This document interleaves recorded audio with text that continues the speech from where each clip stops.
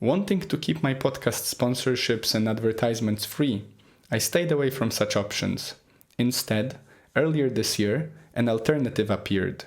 With my fiancée, we have joined a rapidly growing marketing network for a company which develops technologies and healthcare products based on traditional Chinese medicine.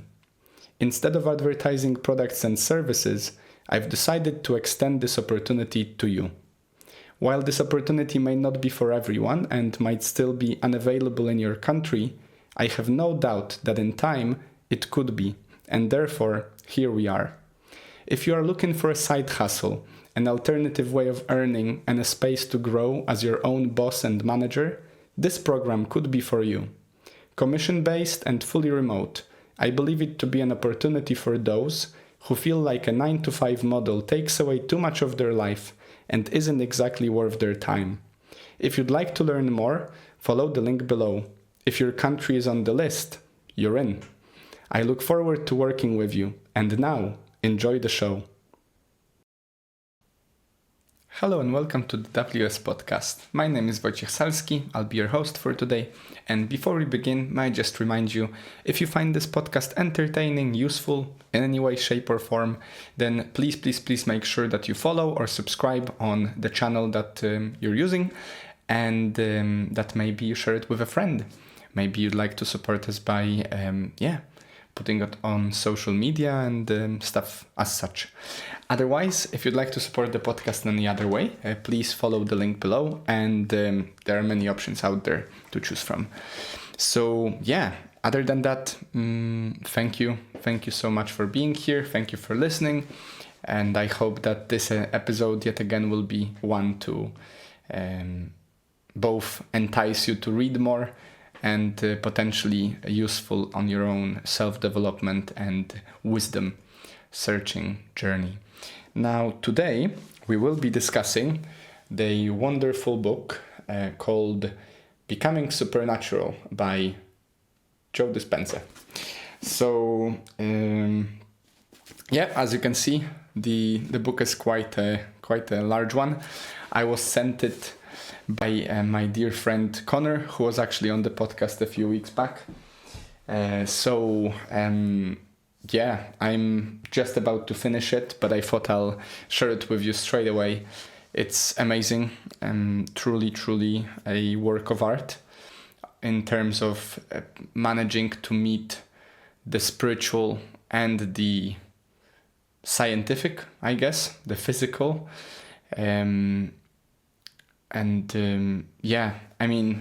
Basically, if you've listened to the episode called Breaking the Habit of Being Yourself, which is another book by Joe Dispenza, and then I'm pretty sure he has a third big one called You Are the Placebo.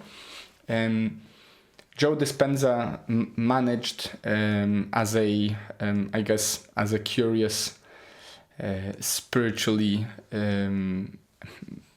inspired individual, managed to run by now a number of different studies, and not only him but also a bunch of people around the world, that essentially help to explain how our brains and our bodies, being electromagnetic and interacting with the universe on the non-visible front, mostly through electromagnetism and through the different resonance that we send out to the world and we receive from the world, and how does that work and how does that tie into the traditional practices of Buddhism and of many other cultural and philosophical and religious traditions all over the world, essentially explaining as well how meditation works. And the first thing I will say to you is this is by far one of the best books I've read and been working with on applying, as a guideline, let's say, on applying the teachings of these different cultures and philosophies and religions, but also explaining in a very logical, scientific way what happens in our body, in our mind, in our spirit, and in the ether, if you will, around us in the world as we go into those altered states. So there is a huge number of actually inside sort of imagery and inserts that explain the different way the brain is activated during different basically stages of meditation and so forth. And for all of those you out there that feel like just spiritual teachings is not enough, or maybe the book seemed to inspire you in many ways but didn't provide you with practical guidance on how to apply this knowledge now. I'm currently practicing daily the few tools that have been offered there, and I'm not saying it's easy, but I do believe it to be useful. And I certainly, since I've been, practicing meditation for many years now, I'm pushing myself with these tools for sure, but I'm finding them very pleasant. And the whole explanation behind them also helped me, and I assume it will help anyone else really, in applying them, in understanding them on a more logical reason level, especially for all of us who are a bit more, empowered by the reasonable adjustments and so forth. So definitely recommend it. It's I hope this is going to be one of those episodes that goes far and is the more loved one. So I'm going to try to provide you with 5 different themes straight away that even if you were not to pick up the book, at least I hope will find it inspiring to consider. I have some notes here. I might actually read some excerpts from the book. I also have some notes on my notepad on screen. So let's see where we go from here. Maybe one thing to note as well. I've not mentioned it before because there is no translation to English as of yet of the series of books that I've been working with, and I actually participated in some workshops in Poland with my fiancée about them. But for quite a while now, I've been wanting to translate those books to English so I could give the benefit of the teachings there, which are also very much so focused on quantum mechanics and physics essentially, and neural brain activity and so forth. And I've been kind of thinking like, well, maybe I'll try to translate these books on my own. Maybe I should reach out to the company that has the copyrights for them. And I guess, the universe just gives us what we need. Apparently, Joe Dispenza, in his own way, managed to get to the very same, if not at least very similar, almost the same conclusions through his research and teachings. And so here we are. I don't really think I need at this point to translate these books that are available in Russian and Polish anymore, because it seems like you guys already had this tool for quite some time, just under the guise of Joe Dispenza's meditations and observations and teachings.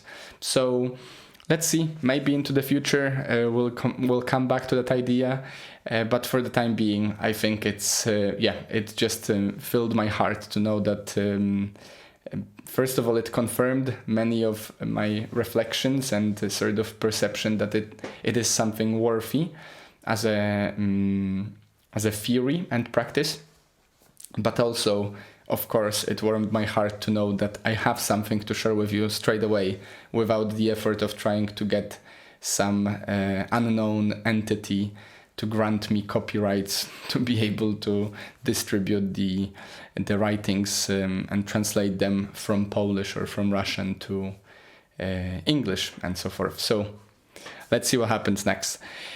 Now, in terms of the first major point I would like to put across, which I found really, really, really interesting, is this idea, and this is the quote from a book: "A thought without an emotional charge has no power." So the way Joe Dispenza sort of explains it is like this. Basically, thoughts are like electrical impulses in the brain, and on their own they are quite bland, not that intense, let's say. Whereas if you pair them with emotion, which is essentially energy in motion, and also emotions are chemical signals of the body, they become much more powerful and can create a blueprint for our state of being. So I've written down here this equation: clear intention, or a thought, which is the electric charge, plus elevated emotion, which is energy in motion, and this is the magnetic charge, equals electromagnetic state of being. And essentially this means that if you consider that all that there is in the universe is energy and matter, then and some would say that all there is actually is light and sound. So there are I guess and different options there for you to compare it with, comprehend like, but they make sense for me in both ways. While their interaction together causes the vibration that on different levels is either more static or more moving. And electromagnetic state of being is essentially what you are experiencing. Your brain is constantly firing and wiring neurons, sending signals down and up and down the body, but also your body being a sort of a receptor, like a how would you describe it? Like if the body acts as a tool for the mind in this equation to sense, to be able to interact with the outer world, so to speak, their interaction in essence is what you're experiencing as a living being, right? So while some things might come out first from the thought, and that's maybe why in the Bible first there was a word, and the word became, because many things start with a thought, like an impulse, but then as that impulse gets sent, unless there is a charge to it, a magnetic charge, an energetic charge, that thought is unlikely to cause much ripple throughout this force field, if you will, or a field of space-time that you're swimming in right now. I know this might sound a bit absurd, like, at this point it makes sense to me, but I did go to a bunch of workshops and I did read a bunch of books on this. If you're not comprehending it fully just yet, that's completely fine, don't worry. I would urge you to read Becoming Supernatural for that. Definitely Joe Dispenza explains it a bit better than what I'm going to be able to give you here. But the gist of it is, as we send out this thought with energy, we're creating a blueprint for our state of being. And because our bodies and our minds are made to run efficiently, over time these firing and wiring together will cause loops to be formed, simply to create a habit. So this is what we've discussed last week and the week before and for the past 4 years that this podcast has been going. Habits are essentially like redundant sets of behaviors that have been formed over time by reinforcing certain loops.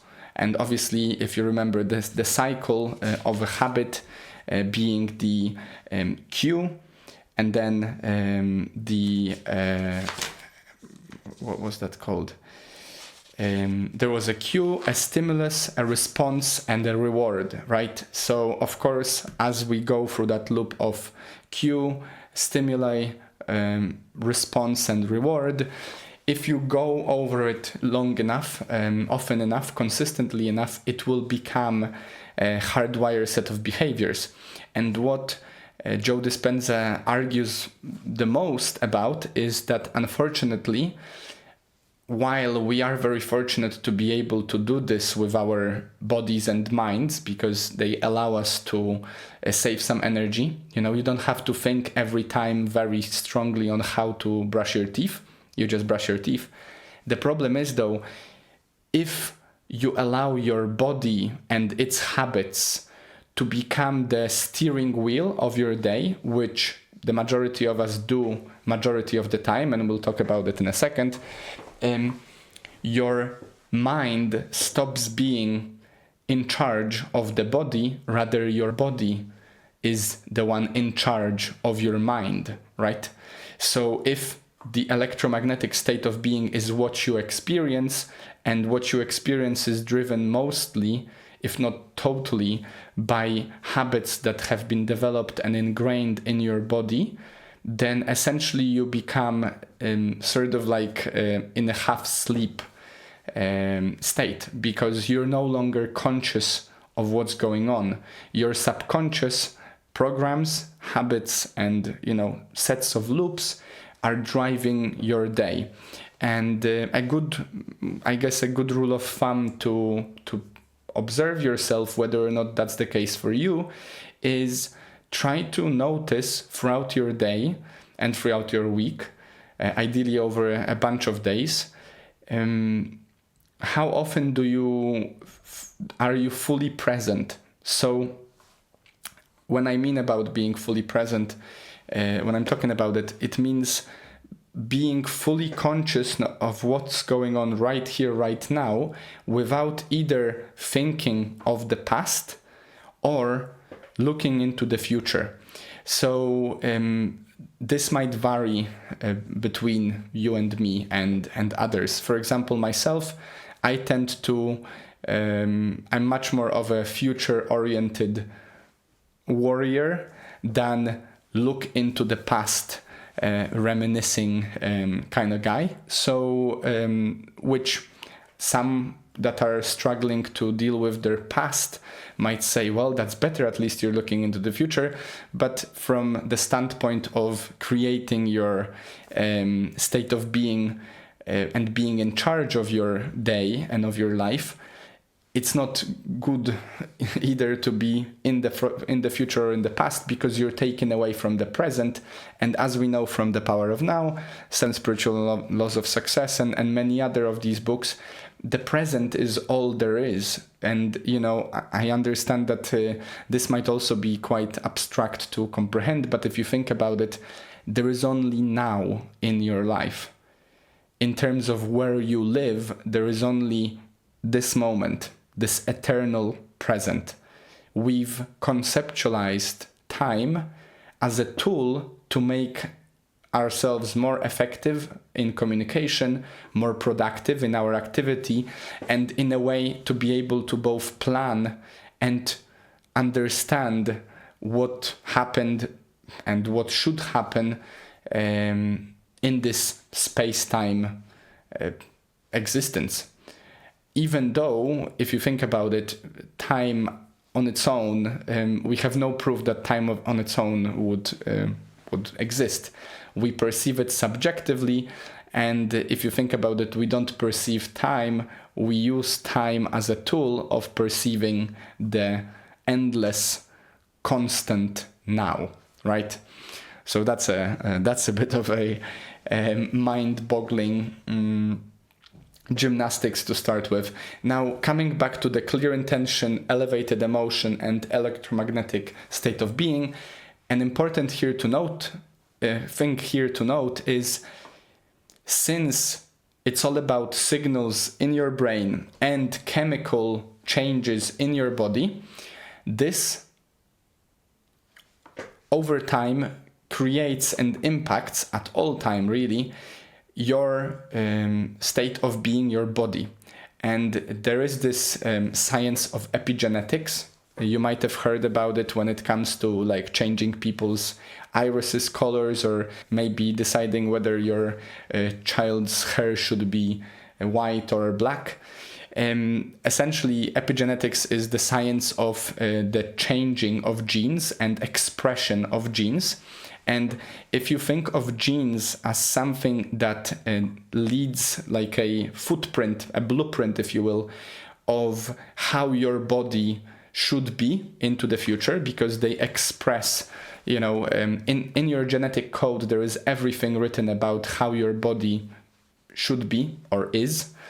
Then apparently epigenetics studies have shown that with changing of those genes and their expression, we can change our body, which is where the miraculous aspect of these ideas offered by Joe Dispenza and many others and many traditions for time immemorial is about, which is essentially through a thought and emotion and a state of being, you can create genes expression that will further change what kind of proteins are created within your body, and essentially over time you can change your life and yourself. So this is not only about attracting the future you want, which we'll talk about in a second, but also literally changing your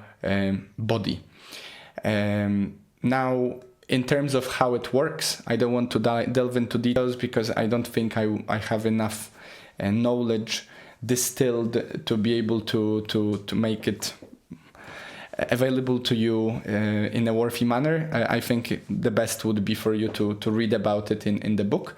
But I guess the point is, if you allow yourself to dwell in the states of elevated emotion, which are the positive, highly vibrant, highly resonating emotions of love, gratitude, inspiration, and so forth, these states are literally vibrating your brain and your body on levels that can be healing to you.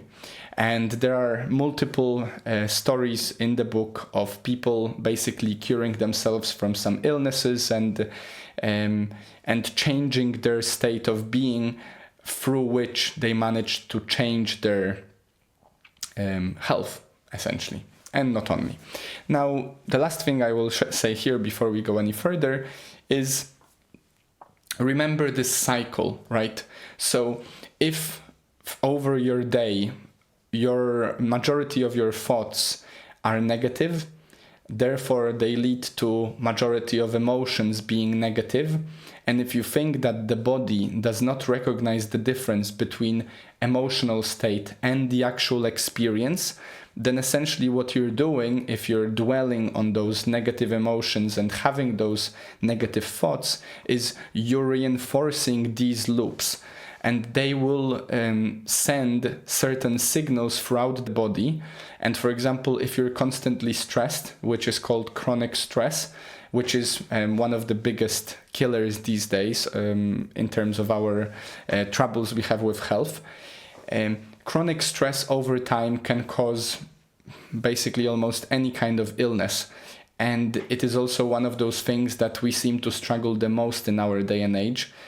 Probably for good reasons. We've discussed the anxious generation, which explains how your phone and how the screen affects your health and mental health in particular, but everything else as well applies to this. If you're living in those loops of constant stress, unhappiness, shame, guilt, anger, resentment, hate, what you're doing is you're poisoning your chemistry in your body. You're sending low vibrations that are likely to cause low states of being, and those low states of beings are liable for compromising your health and your quality of life. So the funny, ironic thing about it is probably the best thing you can do for yourself, for your health, is to try to stay more calm and optimistic, and smile more and laugh more. Which, try to say that to someone that is full of hatred and resentment. It's rather ironic that the biggest help they can give themselves is to stop holding on to these emotions. But of course, as we mentioned earlier, if you've trained your body to be in charge of your state of being, and if your body is constantly in charge of state of being in the state of hatred, resentment, and anger, then what that actually means is you're essentially addicted to those emotions, because they just keep repeating and repeating the same loop, and there seems to be a reward for it, even though that reward might be more hatred and resentment. But we'll talk about that more in a second. Now, I've already mentioned the book Breaking the Habit of Being Yourself. The second point here is Joe Dispenza highlights that we first need to change our selves before we see the change around us, right? So if you want to change your life, change yourself.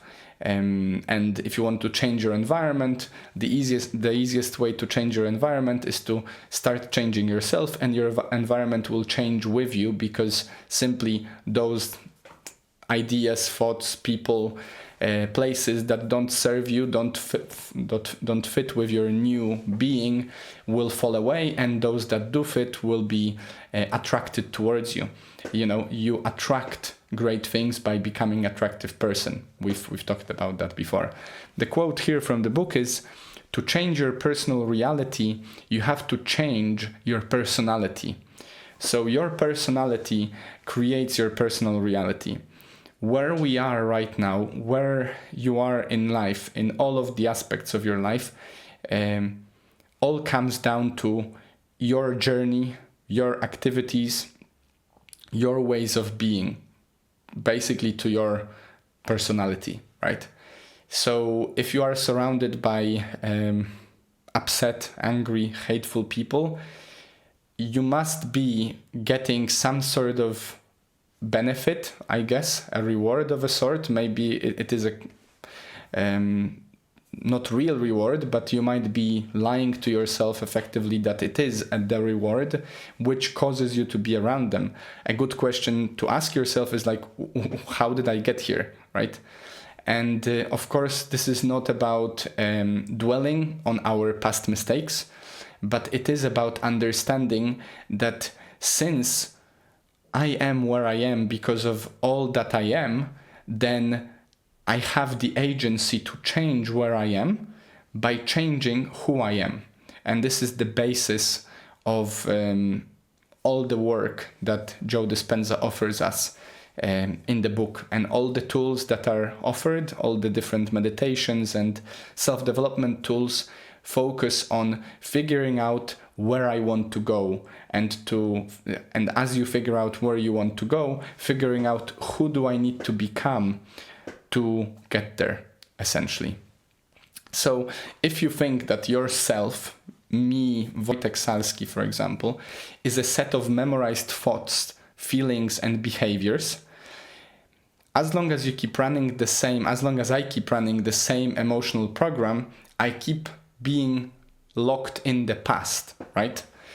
And to transform myself, to become different, I need to interrupt these cycles and basically create space for new ways of being.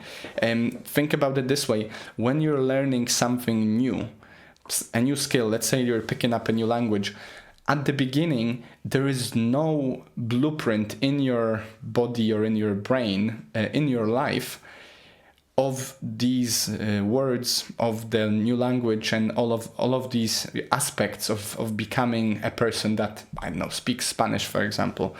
So one of the things you need to do straight away, apart from obviously starting to practice it, is you need to, conceptually of course, to make space for it. And making space for it is both, it's funny because it's both conceptual and non-conceptual, because if you think about it, to really learn a language, you need to make space in your life to learn it. Maybe that's 10 minutes a day, maybe that's 2 hours a day, maybe that's going to a language school, maybe that's doing it on one of the apps out there, maybe that's just talking to a Spanish-speaking friend. But on a more spiritual level here, Joe Dispenza points out that you need to disrupt the patterns that you have, and you need to create space for new patterns, but you won't be able to create space for new patterns unless you disrupt the old ones. In a practical sense, of course, this, for example, means not watching 2 more hours of TV just before bed, but maybe picking up a Spanish-speaking course in that time.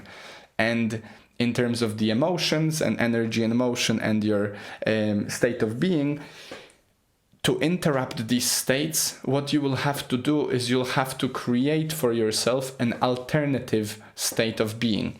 And there is no better way to do it than by first unlearning all you are. And that's what happens when you meditate. Essentially, an effective meditation comes down to letting go of all the stimuli, all the things you think you know, all the aspects of life that are attached to you, letting go of all attachments and becoming no one, nowhere, no time, becoming pure awareness, right? If you've ever tried meditation, hopefully some of you tried because of the shows I've done before.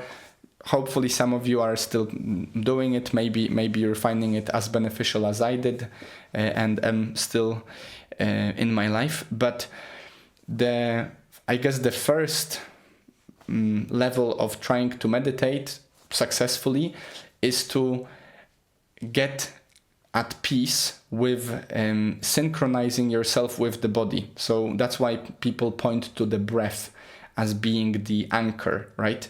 Because breathing is one of those things that it does happen involuntarily. We don't have to remember to breathe at all times. But at the same time, we can affect it consciously. And in a sense, because of it, we can place our awareness on the breath. And so we know at that point where our awareness is. And what Joe Dispenza keeps pointing out throughout the book is where your attention goes, energy flows, right? So the first step of meditating is simply anchoring yourself to the breath and allowing the monkey mind, which is constantly, screaming around and thinking about the future, thinking about the past, thinking about all the things, to quiet down. And that's like the first challenge, which is not easy, certainly not as easy as it sounds. And basically, as you do it, you should try to keep that focus for a prolonged space of time. And at some point, a second level of meditation, which is mostly what Joe Dispenza's work is focused on, is taking it a step further and not only quieting down the mind and focusing on the body, but then quieting down the body and focusing solely on the awareness. So almost like focusing on only being focused. And at that point, you're no longer identifying with the mind, but you're also no longer identifying with the body.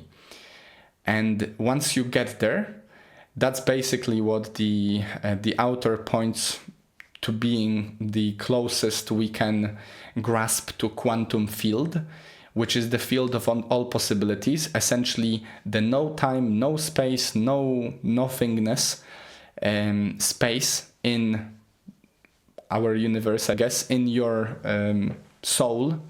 For me, I imagine it to be that place where my awareness where my soul actually is, ever presently sort of chilling.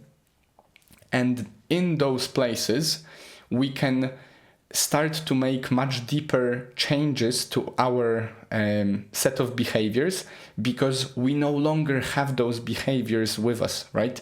So that's why in all of the practices that Joe Dispenza points out in the book, and even just for them, I think the book is worth buying and studying.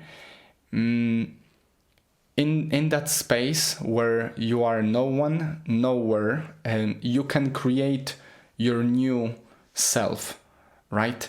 And the idea from the book is that your future self already exists. If you think that there is no time, there is only present, then even though right now you are, let's say we're talking about me, even though right now I'm 28 and I'm living here and I'm doing this, my future self of being 38, living somewhere doing something, probably still here, still doing this, not maybe here, but still doing this, is already there.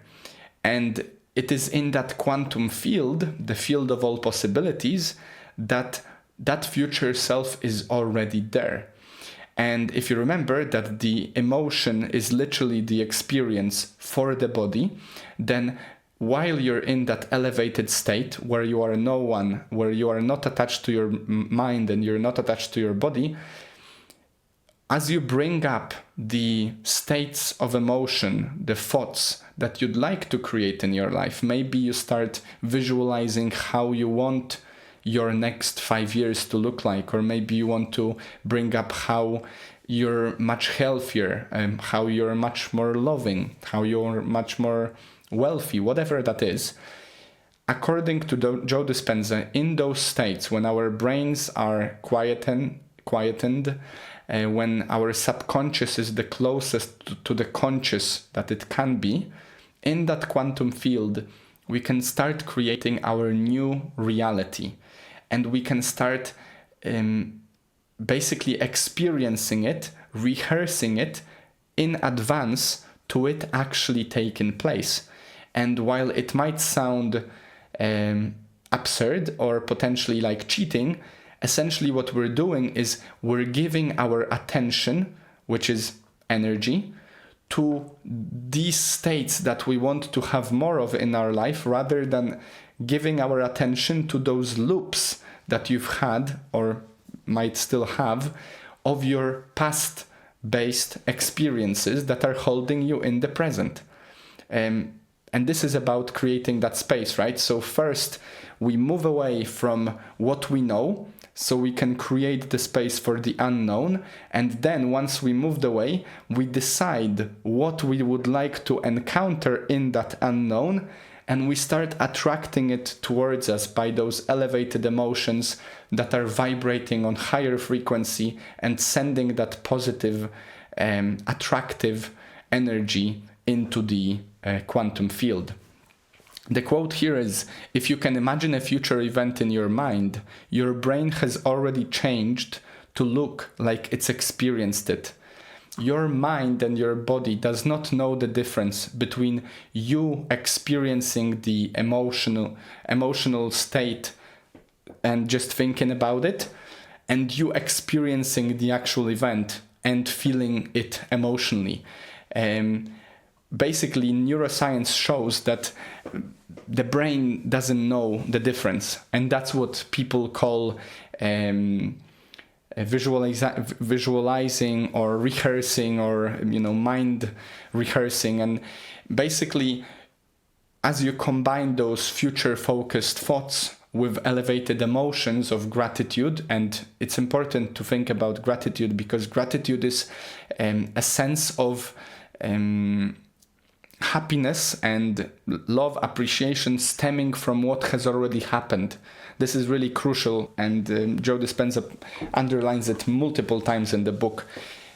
As you feel this gratitude with those future experiences, sort of imagining them in front of you, living in them, you're priming your mind and your nervous system to align with it, to point you in the right direction, and essentially to attract these vibrations to you, right? So whatever you want to create in your life, you gotta know what you want, but you don't have to know how you're gonna get there. The point of prayer, the point of meditation, the point of manifestation is to imagine it already happened and fill that imagination with emotions. And that energy and emotion will cause the quantum field to ripple. And you don't know how, but you'll find what you're looking for. And I think that's what the scripture says when it's written, ask and you shall be given, seek and you shall find, knock and it will be opened upon you. We're essentially sending out those energy frequencies, and we're letting go of the outcome. And through that, we're going to gather what we've sowed. We're going to reap the benefits of what we've sown. And I think that ripple effect is really something that, for me, it makes sense. I imagine the whole universe to be a quantum soup, and with my energy frequency sent out, I'm affecting that quantum field, and I'm going to receive what I'm looking for. And this is very, very relevant to your interactions with others. So if you're at this point a bit skeptical about this idea, then just think about it this way. If you're rude to people, if you're not nice, if you're not polite, people won't be nice, polite, and they will be rude, not polite, and angry towards you, because you're sending them that energy, and so they're gonna bounce back that frequency of energy.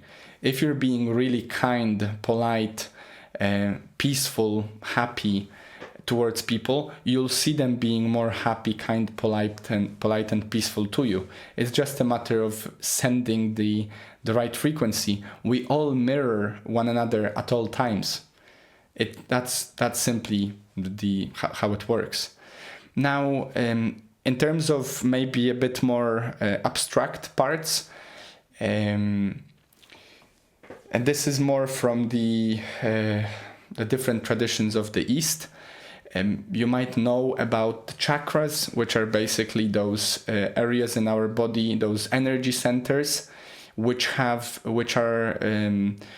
said to be relevant and sort of supporting different aspects of our life, as well as different organs within the body.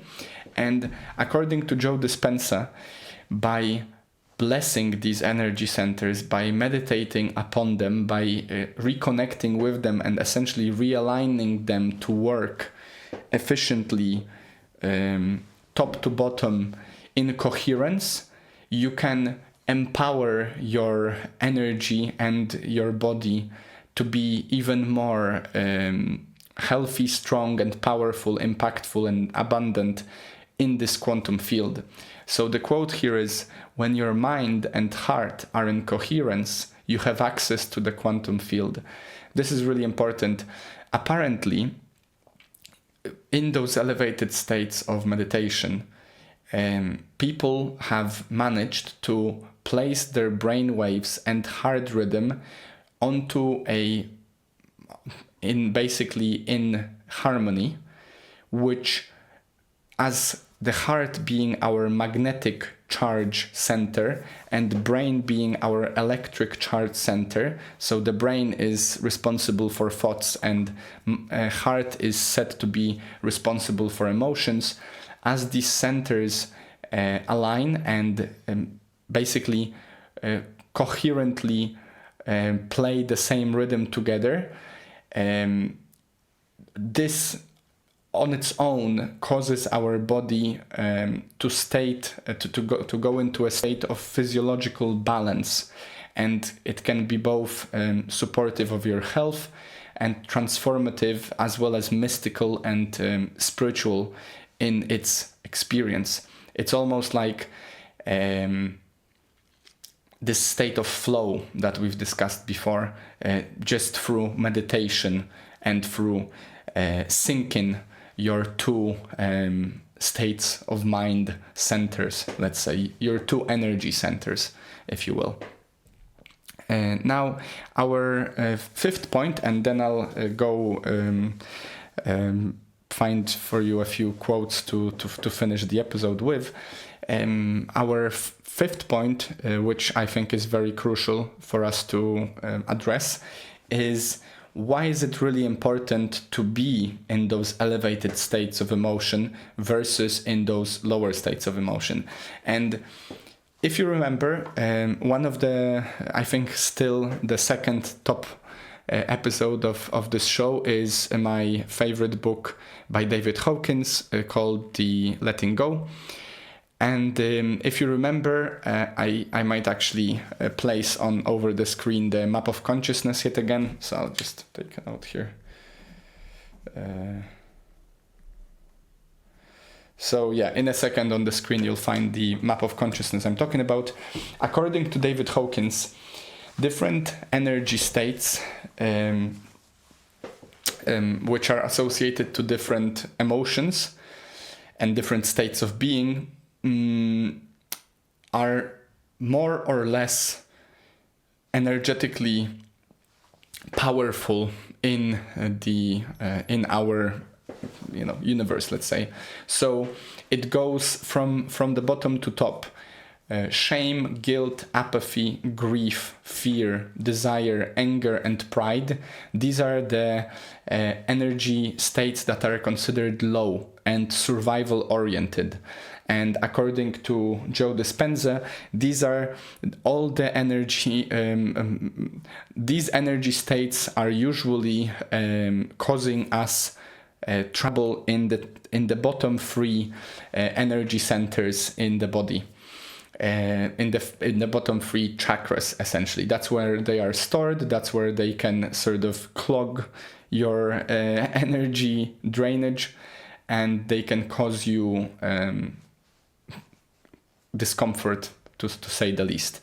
Now, according to David Hawkins, courage at the level of 200 out of 1,000 is the transitional state, and it's essentially this state which through affirmation and empowerment it reaches the boundary of the positive energy state, but it is also the lowest of the positive energy states. And now from courage onwards you have neutrality, willingness, acceptance, reason, love, joy, peace, and enlightenment, which is basically pure consciousness and liberation. And enlightenment is, of course, at the level of all the sages, the great sages of the world. And according to David Hawkins, majority of people are somewhere between fear and courage, so between 100 and 200. Not many of us apparently manage to get over the state of courage throughout our lives. Now, taking this into account, remember that to create a life full of joy and love, you need to attract joy and love. So you need to resonate with the energy of joy and love. And of course, it goes without saying, but I'll say it anyway, you won't be able to attract genuine joy and love if you're living in a state of fear or anger or resentment or guilt or shame. So the quote here is, living in survival is living in the past. Creating is living in the future. To create a state of being you want, you need to let go of the past. To let go of the past, you need to forget and sort of untangle those habitual states of your personality that you want to let go of. But you need to also let go of the different low energy emotions, your low energy states that are causing you to continue the loops that might not be beneficial to you cultivating a better, different, wealthier, more abundant, healthier state of being. Remember that if you are locked in stress chemistry, your body is expressing stress hormones, it's expressing stressful genes which are stressed, so they're expressing stressful proteins, which is expressing autoimmune diseases and all kinds of different difficulties in your body, essentially making you feel weak and diseased, which is basically diseased, so out of ease. And ease is your natural state of being. So, first and foremost, we should balance ourselves, right? Why am I saying this? The one thing that really struck me in the book is when Joe Dispenza talks about how through the energy of fear, anger, resentment, guilt, shame, we can be easily manipulated. There is something, and we've talked about it recently when we discussed the body keeps the score. I'll just write it down for you to also link it. As you remember from The Body Keeps the Score, trauma becomes an imprint on our body and on our chemistry, on our physiology. And it is by now greatly well researched and understood that if you put someone in a state of fear, they are much more likely to take in whatever you're going to tell them after, or whatever you're going to put in front of them, without being able to reason with it. Basically, we are much more likely to be manipulatable in the moment of altered emotional state. Some people genuinely in a very traumatic situation, maybe because an accident happened or someone did really something horrible to you, or maybe you're watching something that it really scares you or disgusts you or whatever. It puts you in a state of heightened sensitivity. Messaging given to you in that state goes much deeper than in a state of calm. It's much more difficult to lie to someone, to manipulate someone to believe some absurdity when they are calmly listening to you, maybe during a lecture at university, versus if you are first gonna scare them, and then while they are in the state of fight or flight, you provide them with that same information. And Joe Dispenza points out the malicious intent behind all kinds of pharmaceutical advertising, and quite frankly, advertising as overall, but pharmaceutical advertising, especially in the United States, is particularly challenging on that front. Which basically, if you watch any of the adverts out there, you'll notice this pattern that first there is usually some sort of event that causes you to feel like either scared or worried. Maybe there are some messages being put on screen that basically tell you that you might be worried about your state of being. And once you are open to receiving the messaging because you're worried, scared, or angry, the offer is made, right? Like, obviously, buy our medicine and you don't have to worry, and so forth. And this is actually how manipulation works in advertising in general. It's usually through either playing on your emotion of lust or pride or anger or jealousy, of desire, of wanting. All of these emotions that are lower state emotions are being used to manipulate you to think you want something or to feel you need something, even though you've never thought about buying that brand or driving that car before.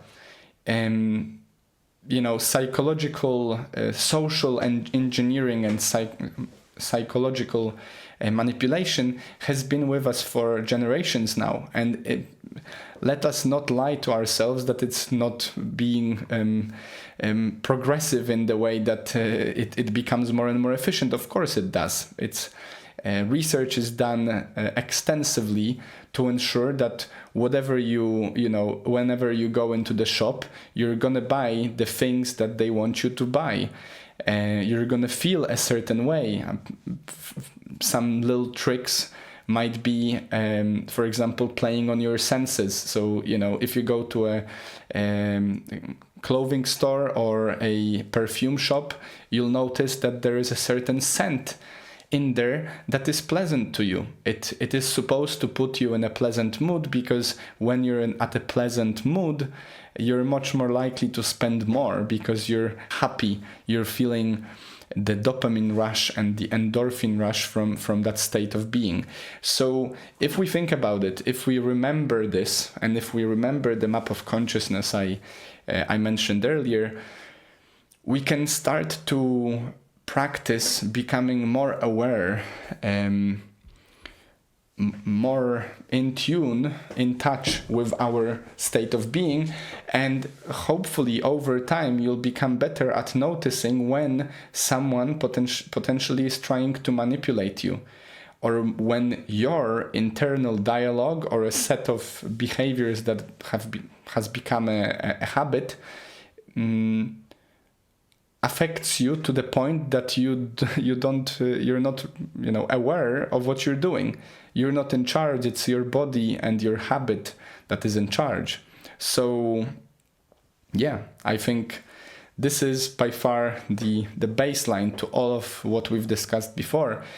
As you continue to develop more and more aware state of being, an important factor in this all will be to observe yourself more and observe the world more, and be able to guess when someone's trying to manipulate you.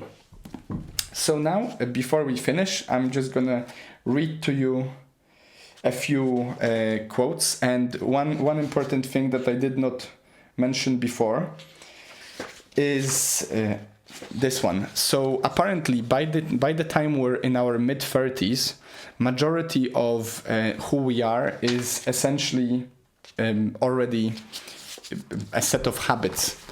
So I'll just read this to you. By the time you are in your mid-30s, if you keep thinking, acting and feeling the same way without changing anything about yourself, the majority of who you are becomes a memorized set of automatic thoughts, reflexive emotional reactions, unconscious habits and behaviors, subconscious beliefs and perceptions, and routine familiar attitudes. In fact, 95% of who we are as adults is so habituated through repetition that the body has been programmed to be the mind, and the body, not the conscious mind, is running the show. That's the point I shared with you earlier, that essentially at some point you are becoming unconscious, right? You're not living in the present anymore. You are not conscious about your life. It's your body and its habits that is driving the majority of our activities. Let's see. Oh yeah, so another thing about the manipulation, and also why it is beneficial to particularly to meditate and manifest and think about all those things that you would like to attract more in your life at the beginning of the day, straight after awakening, and just before falling to sleep, is this.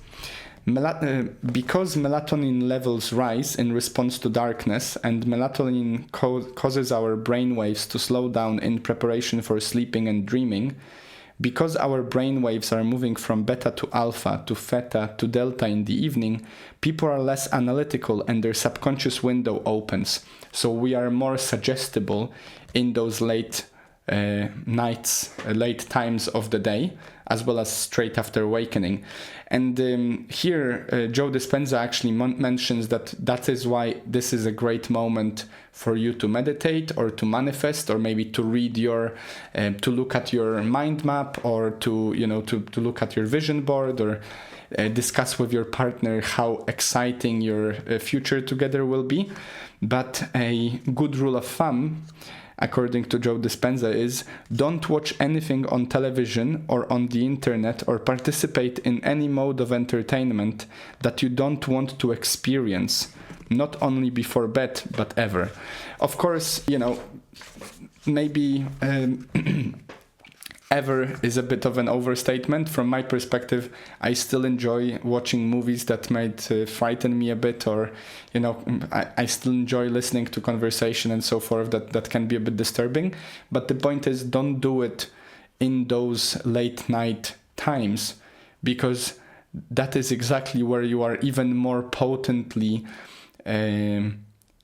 liable, compromised to be affected by these emotions, and essentially for your emotional footprint to be making an imprint on your state of being heavily, and affecting your way of being into the future.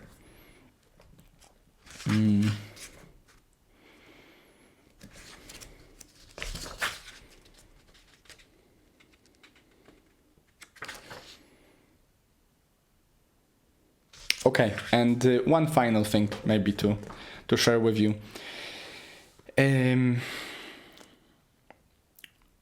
So an amazing thing that about the state of elevated emotion of gratitude is this one. You learned earlier in this book that in my own independent studies, when our students were able to feel and sustain gratitude and other elevated emotions for a total of 15 to 20 minutes per day for 4 days, the energy of the emotions signaled the immune cell genes to make a protein called immunoglobulin A. Essentially, it is one of the proteins that is responsible for creating an stronger, more immune state of being, right? So as Joe Dispenza outlines there, even just 4 days of 15 to 20 minutes of elevated emotions meditation can greatly change the chemistry of your body, and essentially change the state of your being. And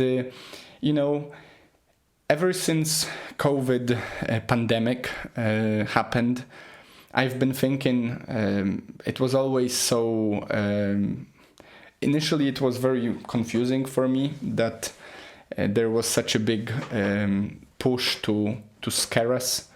I remember my boss at work reading every morning the death toll that supposedly has taken place in our area during that time. And I remember how fearful everyone felt, and how much fear-mongering there was.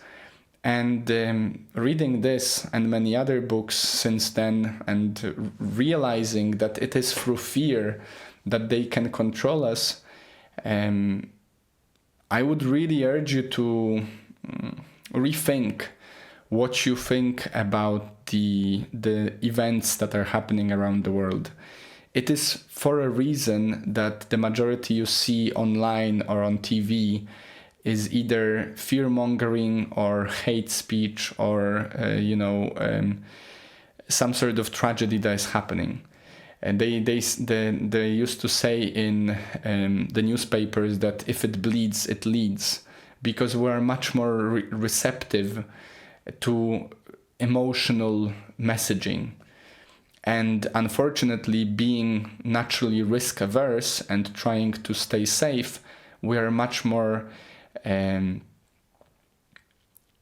we can much more easily fall prey to someone sending us a very negatively charged emotional message than a very positive one.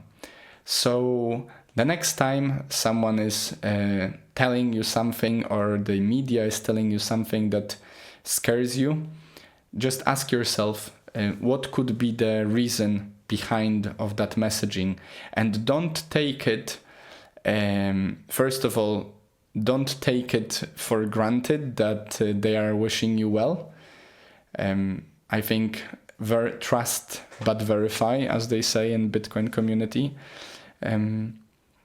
But also consider that whatever they are going to communicate to you right after they made you feel scared is potentially there to subliminally manipulate you.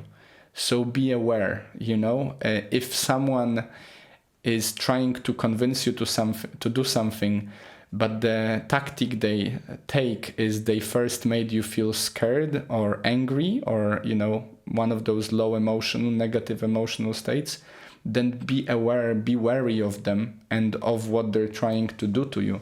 Because maybe they're doing it consciously, maybe not. But it is likely that you will be more compromised if you first get scared. And so you're much more likely to fall prey to such intent, let's say.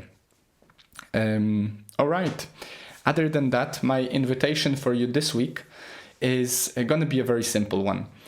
Even if you don't choose to buy this book and read it, I would like to leave you with one of those meditations, which is one of the, from my perspective, one of the more pleasant ones.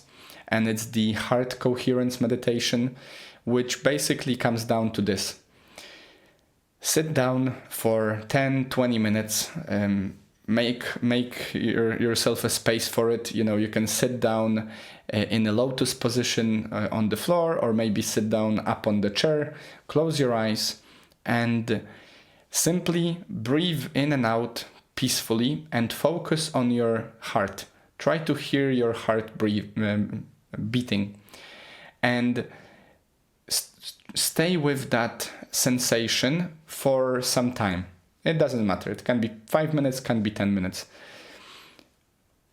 Try to do it, and whenever you have some emotions happening or maybe some thoughts popping up, just accept them, let them go, and focus back on your heart, right? And over time, maybe after those 10 minutes or whenever you feel like you've been focusing on it, that you can hear it very well and your breath is peaceful and you stopped obsessing about different things in the world, try and fill that heart, fill that space around your heart with positive emotion of gratitude, of love or inspiration, enthusiasm and so forth.